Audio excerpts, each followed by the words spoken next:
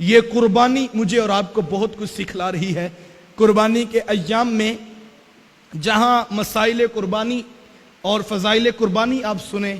تو اس میں ساتھ ساتھ غرباء کو بھی اس عید میں ضرور شامل رکھیے، اور گوشت کی تقسیم کرتے وقت میں اور آپ ان مستحبات کو بھی پیش نظر رکھیں اور زندگی کے اندر ان چیزوں کو بھی اہمیت دینے کا مزاج رکھیں۔ فقہائے کرام نے یہ مسئلہ لکھا ہے کہ قربانی کے گوشت کو 3 حصوں میں بانٹ کر ایک غرباء کے لیے، ایک رشتہ داروں کے لیے اور اہل خانہ کے لیے رکھنا یہ مستحب عمل ہے، اور یہ ایک اچھا عمل ہے، اور اسی عنوان پر جو ہے وہ ہمیں اپنے غرباء کو بھی اس خوشیوں کے موقع پر یاد رکھنا چاہیے۔ لیکن یہ بات بھی ذہن نشین رہے کہ ہماری اس عنوان پر بھی ایک عجیب کیفیت ہوتی ہے۔ ایک شخص سے میں نے خود اپنے کانوں سے سنا کہ وہ یہ بات ثابت کر رہے تھے اگر سارا گوشت بھی گھر رکھ لیا جائے تو یہ رکھنا بھی جائز ہے۔ تو یقیناً جائز اور ناجائز تو وہی ہے جو اللہ اور اس کے رسول نے جائز اور ناجائز قرار دیا، تو میں یقیناً اس بات کی نفی نہیں کرتا اور میں بھی اس بات کی تائید کرتا ہوں، لیکن میں صرف اتنی بات کہتا ہوں کہ جناب جائز ہونا اپنی جگہ پر بجا ہے، لیکن میرا ایک سادہ سا سوال ہے کہ جس معاشرے کے اندر لوگ کوڑے کے ڈھیر سے روٹی کے ٹکڑے تلاش کر کے اپنے پیٹ کی بھوک مٹانے پر مجبور ہوں، کیا وہاں پر بھی سارا گوشت فریز کر لینا جائز ہوگا؟ پھر ہمیں اپنے غریبوں کے دکھوں میں شامل ہونے کا جو ہے وہ احساس کب ہوگا؟ تو میں آپ کو دعوت دیتا ہوں کہ ایک تو وہ طبقہ ہے جو توڑا اٹھا کر آپ کے دروازے پر آ کر دستک دے گا اور آپ سے گوشت کا سوال کرے گا۔ میں نہیں کہتا کہ آپ ان کو نہ دیں، آپ ان کو بھی ضرور دیں اور اچھے انداز میں دیں۔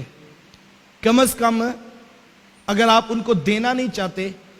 تو گالیاں دینے کا حق بھی آپ کو کسی نے نہیں دیا، لیکن ہمارے ہاں رواج اور انداز یہی ہے کہ اگر ہم گوشت نہ دینا چاہیں تو ہم گالیاں دے کر، دھکے دے کر دوسرے لوگوں کو رسوا کر کے نکال دیتے۔ تو کم از کم یہ مزاج نہیں ہونا چاہیے۔ یہ اتنا آسان نہیں ہوتا۔ اگر کسی کو 2 وقت کی روٹی عزت کے ساتھ اپنے گھر میں مل جائے تو کسی کا حوصلہ نہیں پڑتا کہ کسی کے دروازے پر جا کر یوں بھیک کے لیے ہاتھ پھیلا دے۔ یہ بڑا مشکل ہوتا ہے، لیکن اگر آپ کر سکیں تو اس شخص کو بھی دیں۔ بلکہ جب کوئی رب کے نام پر گوشت مانگنے کے لیے آ جائے تو آپ ایک ٹیبل اور ایک کرسی اپنے کمرے میں سے نکال کر جو ہے وہ صحن میں رکھ لیں، اور جو شخص آئے اس کو اس کے اوپر بٹھائیں اور سادہ پانی کا گلاس اسے پیش کر دیں، اور پھر اندر سے اس کا حصہ لا کر دونوں ہاتھوں سے اسے پیش کیجئے، اور ساتھ میں اسے کہیے کہ دعا کرنا کہ اللہ ہماری قربانی کو بھی قبول کر لے۔ تو یہ خوبصورت طریقہ ہے۔ اور اگر آپ نہیں بھی دینا چاہتے